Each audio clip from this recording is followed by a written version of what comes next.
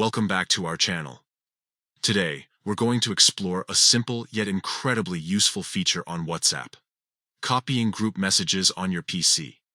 Whether you're looking to save important information or share it with others, this method is quick and hassle-free. First things first, you need to open the WhatsApp app on your PC. This is easily done by accessing WhatsApp web through your browser.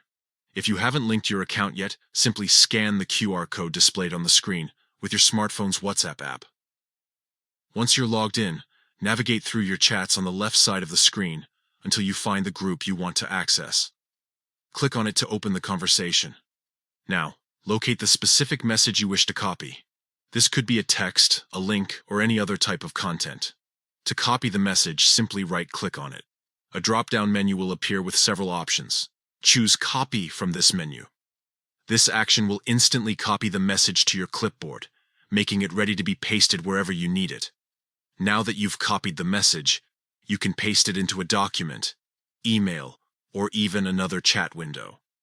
This is especially useful for keeping records of important discussions or sharing information with others who might not be part of the group. WhatsApp's web version offers a seamless way to manage your messages on a larger screen, which can be much more convenient than using your phone, especially if you're working on a project or need to reference multiple conversations at once. In just a few clicks, you can efficiently copy and share WhatsApp messages on your PC. This feature is not only practical, but also saves you a lot of time and effort. Whether you're using WhatsApp for personal or professional purposes, being able to easily copy messages can make a big difference in how you communicate and organize your information. So, the next time you need to copy a group message on WhatsApp using your PC, remember these simple steps. Open WhatsApp, enter the group, right-click on the message, and choose Copy. It's that easy. Thanks for watching, and don't forget to subscribe for more helpful tutorials.